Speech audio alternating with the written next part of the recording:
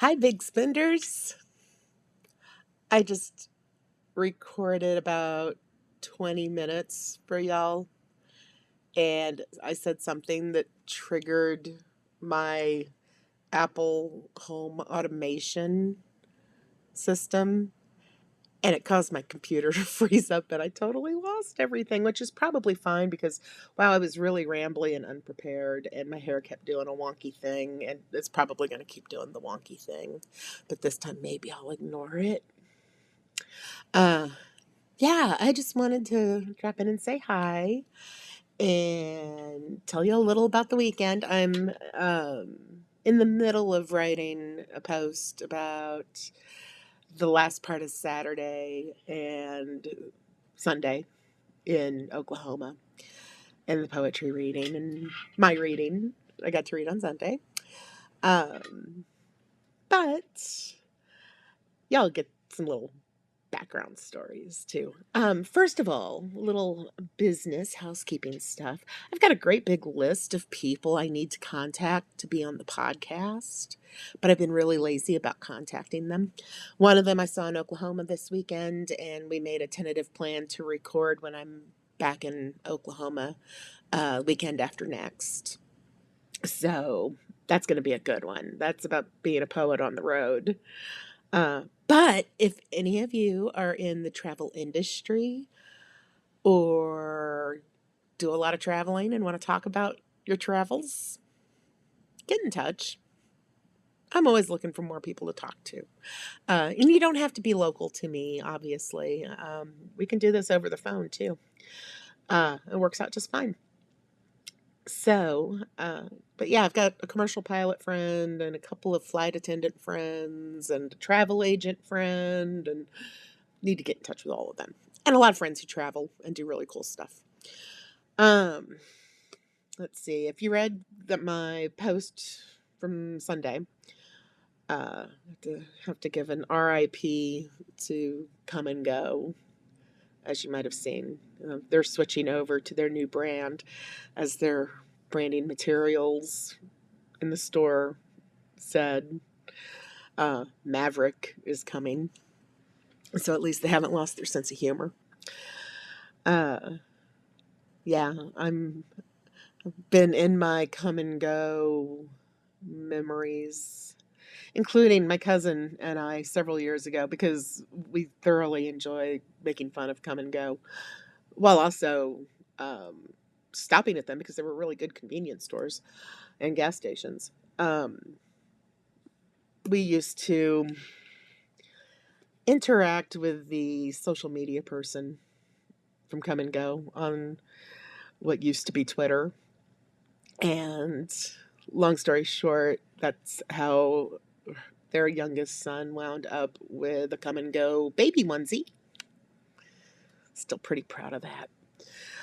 I'll miss those days. All right. Um, had a little to say. Some travel tips for Springfield, Missouri. Never been a huge fan of Springfield, but I've also never really given it much of a chance. My mom's side of the family is from not very far from there. Hi, Mom. And I spent enough time in that area and getting car sick on the trip down there to just never want to go there, even though it's not very far from here. It's like a 3-hour drive.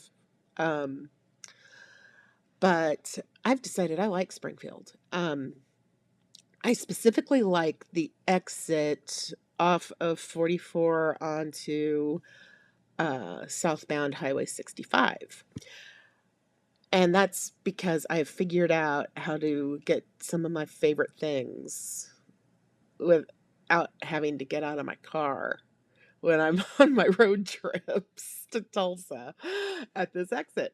I completed the trifecta, or it's not actually a trifecta. There's only two places. Two places in a gas station. Here's what you do. There is a cannabis dispensary called Flora Farms that's right at the exit. They take online orders and they have a drive-through. And I found out by accident yesterday that new customers get 20% off, which is a lot in Missouri. Long story short, I'm stocked on my favorite cannabis products for quite some time. Uh, so placed an order before I left Tulsa and came off the exit, went through the drive-through, interacted with the nicest bud tender I have ever encountered.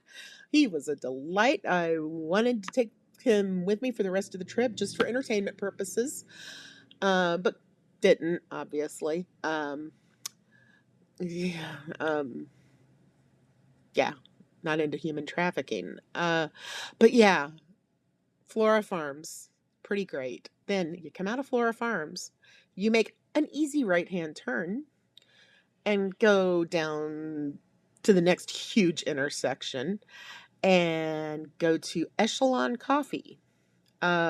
Wonderful coffee house. I'd gotten into the habit of stopping there about 3 years ago. I did. I was going to Woody Guthrie Poets, and I was not very far along in recovering from my knee replacement surgeries. And my doctors had advised me to break the drive into two parts. Excuse me. So I stayed in a hotel at this exit and discovered Echelon uh, the next morning. I love a good coffee house, and they're a really good coffee house. And they have a drive-through. So I have gone inside plenty of times, and it's dangerous because not only do I love a good coffee house for coffee purposes, I will hang out in a coffee house until I am thrown out. That's one of my favorite things in the world to do. So, so yeah, I try not to go inside because I got places to be. And anyway, I hit their drive-through, and this summer they have what is, I think, officially my favorite specialty coffee drink I've had this summer. It's called a Paloma Paloma, and it's a cold brew tonic made with grapefruit syrup with a slice of ruby red grapefruit floating in it, and it's delicious and refreshing and bright. And I finally pinpointed on my second one coming through yesterday that what it reminds me of, even though it's not a mocha, it reminds me of uh, citrus and chocolate together, like the chocolate oranges that you smack and they break apart. Except there's no chocolate, and they're a little more acidic and bitter, and a little less sweet, a little more grown up. They're absolutely delicious. Their baked goods are really good too. So you go to Echelon. You don't want to come out at the intersection that's right there. It is a nightmare of medians, and every direction you can go is the wrong one. So, what I learned when I stayed at the hotel is from Echelon, you go back up. All the parking lots are connected, so you go back up to the Fairfield Inn, where it's easy to make a left, which puts you going back towards the on ramp. And there's a Phillips 66 that you can stop, get gas, and out, boom, back on the road. And Springfield is about halfway between St. Louis and Tulsa, so it's just perfect, and that just makes me happy. Um, let's see what else. I have some postcards to send. I'm excited about that from my little get a paid subscription, get a postcard gimmick, which I've decided to extend because I'm going to be back in Tulsa. So tell your friends if they get a paid subscription between now and July 26th. I will hand pick and put a lot of thought into choosing just the right postcards for them. Like my vegan friend Erin. Hi, Erin. Oh, I'm not going to show you your postcard. I'm not going to. No, you're going to be surprised. It's animal-y and vegan-y. And then Marlene, you're getting something that is also, I think, a good fit for you. And I had so much fun picking them out, and I filled them out today. And I like snail mail. Get something good in your snail mail. Help me out. It'll be fun, I promise. Uh, let's see. The reading on Sunday was fantastic. Um, as always, I was extremely humbled to be in the company that I was in. I mean, when the biographies are read before each poet, I'm just like, wow, I'm back. How did I get here? Holy shit, the first reader was nominated for a Peabody Award. Do you know how hard it is to get a Peabody Award for anything? Holy shit. And I get to read after him. It was great. It was great. It was so, the whole day was just wonderful. The whole weekend was wonderful. But I was in fear for my life because I knew I was going to have a wardrobe malfunction. Um, and for some reason, I didn't do anything to stop it. I don't know. I don't know how my thought process works sometimes, but uh, I I was wearing one of my favorite dresses and checked myself out in my full length mirror in the hotel room. On my way out the door, everything looked good. Elevator, down to the lobby, out to my car. And as I'm about to get into my car, I caught my reflection in one of the hotel room windows. Okay, I'm wearing a pair of Caucasian flesh toned Thigh Society chub rub shorts. And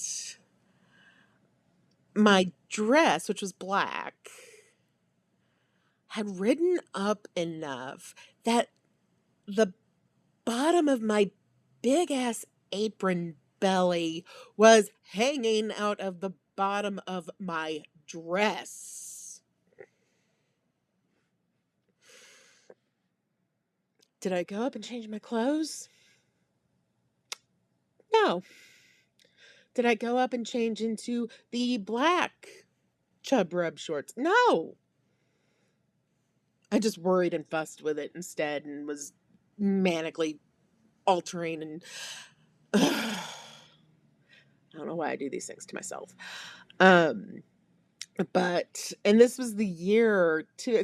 It was clear that what had happened was my movement of walking had made the dress right up. I gotta walk to get onto the stage. And so, yeah, I was futzing with my dress the whole time. Also, this year, I gesticulate wildly when I talk. And when I read, it's no different. And there was a lot of gesticulation in some of the poetry I was reading. And it's like, it's just going to happen. But I thought I had it under control. And then Kai, beautiful, wonderful Kai, our curator, read my introduction that I had given them, and then went off script and gave a shout out to my Substack.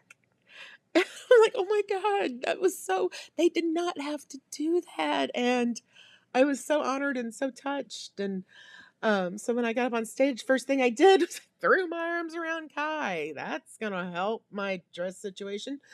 But love is more important than your apron belly slipping out, I guess. And anyway, I verified today. Another poet, Anne Marie Lockhart, had taken photos of every poet as they read and posted them this morning. And that was the first thing I did was I looked at my photo. Okay, I don't see my belly. All right, we're good. If anybody did see my belly, I'm sorry. Please don't tell me about it. All right. One last little bit of housekeeping type stuff. I didn't get to see any of the musicians playing at Woody Fest, which a folk festival in Okema, Oklahoma. That's Woody Guthrie Poets is a part of that. And the lineup this year that was really good. And this is it's a very different music festival than what you think of when you think of music festivals. And um, I really want to give it some love. So I think one of the big spender things y'all are going to get this week, I'm going to put together a Woody Fest playlist for you. And I'm excited to do that. Uh, yeah, just some of the artists that were there and who I particularly enjoy. And the last thing, I'm going to read one of my poems from this weekend for you. So, yes, I'm like, so benevolent. I'm going to sit here in my pajamas and my comfort hoodie that never gets washed and my messy hair and read you a poem. The theme this year, every year, that's with Woody Guthrie Poets, we're given a piece of Woody's writing or a song to work from. And the goal is to thematically tie into the song. And I take it seriously. And this year's theme, I had it pulled up and then my phone went to sleep. Was from a piece of writing called Born to Win. And what was the song? And the lyrics that we worked from were, "You worked us and paid us like slaves. I know we're all born to work and to fight and to win or go down in our grave." And when the announcement came out, my mind immediately went to labor struggles, class struggles, the situation with immigrant workers and deportation, illegal deportation, kidnapping. This was in early March, so we were just really starting to see what was happening and what the plan was. And then 4 days later, I got fired, laid off. And so all of a sudden, it became all about me. So my poems are pretty cathartic and a little more personal. I usually try to be a little more writing about the world, but I went internal on this one. So anyway, this one is called The Ladder. I was a professional writer, even though I only rewrote from company-approved templates that met the standards. Compliant collections of 400 words 8 times a day, 16,000 words a week, saying the same thing. Someone else got paid to tell my boss about every comma I misplaced. It's a good job for her. Easy orders to follow. Count the commas, turn the numbers in on Friday afternoon, start the count again on Monday. This job is killing me. At the end of the day, eat the weed gummy and race to see how many words I could write before I got fuzzy. 1,200 words was my record. Before moving from desk to couch where my dulled mind can erase the day and I can melt into sleep to do it again tomorrow. When John Henry was a little baby, he didn't have a job. He had an identity that survived only as long as he was driving steel. What am I now that I'm not copywriter 1? Am I a writer if there's no paycheck? What are my credentials? Am I compliant? I am not compliant. I am here and adhere to my own code of conduct. Tear up the templates and write the living words. Use all of the commas I damn well please. And tell the truth that Acuras are just Hondas and leatherette is plastic and no one really understands torque. But hey, I got fired on a normal Wednesday morning and you're next. When Robin Dawn was a little baby, Words flowed freely for free, hushed when they dripped the truth. But words haven't killed me. They only came close when I was at the bottom of the corporate ladder. All right, my friends. Thank you very much. I'll talk to you soon.